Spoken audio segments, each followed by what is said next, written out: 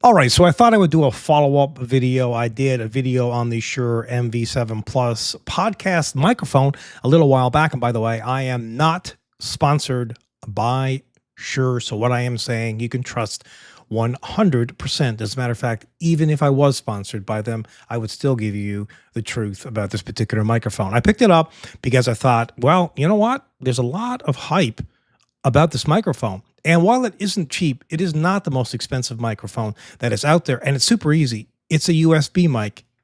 You plug it into your system, you change a few settings, and that's it. You're done. Now, I use OBS Studio for this particular setup here, and it works perfectly well. And by the way, Shure, this particular mic just got approved for OBS Studio. So now it's OBS Studio certified, and that's a good thing. It works extremely well. So if you want to go into your settings, first of all, you need to download the Motive Mix software. Go into settings, and in here, you just have a few different settings, and then you are done. Like, this is what's so good about this. You set these things, you play around with them a little bit and get your voice where you want it, and that's it. You're finished. You're done. So I don't want to accidentally mute the mic when I'm on camera. Like if I touch it and then I mute it by mistake and I have to do a retake because, well, I muted the whole darn thing. So you can have that unlocked or locked. I choose to lock it. I have gain, auto gain, because that way, whether I'm in OBS Studio or in a game, chatting to someone in a game and whatever, it's just auto level. It just automatically, the gain is leveled by itself, and that's good. You don't have to do that. You can do your own gain, and I used to do my own level of gain, but not with this one. This mic does a really good job at autoing the gain level out. Also, monitor, I don't really worry too much about this. You can plug a headset or headphones into this as well. Tone, you can have it at, you can have it dark. So if I change it to way down dark, I might sound a little bit different than at 70%. Natural is here. This sounds, I guess, natural. I don't know.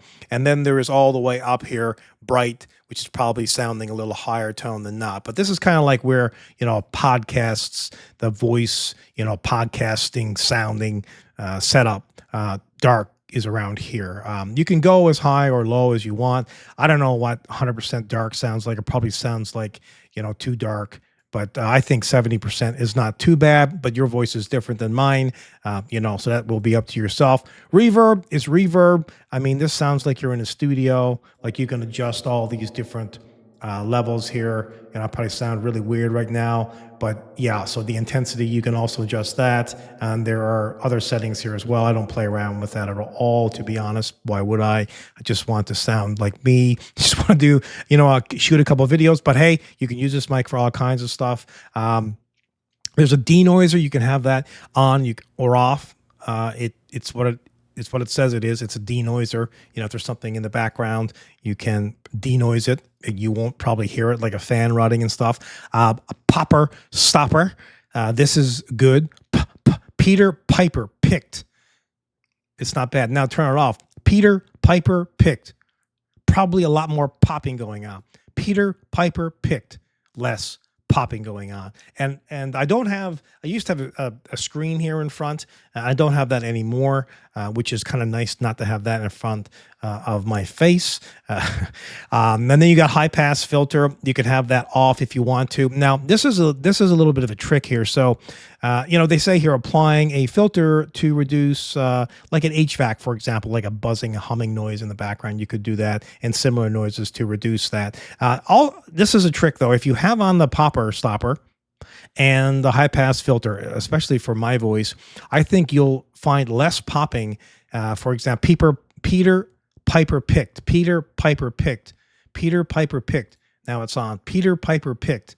Peter Piper picked. So that will help you probably a little bit more with popping noise with it from my voice, that is. And LEDs, well, that's the LED there, on the side. You can change. There's a number of settings you can change and colors you can change on that. So that's kind of like how I have it set up. I hope this has helped you. I know when I picked up this mic at the beginning, I was all over the internet searching out and trying to find settings and people who had the mic and what they thought of it and their impressions of it and the software that they used and kind of like how they set it up. So yeah, that's it. I hope you enjoyed the video. I will see you in the next one.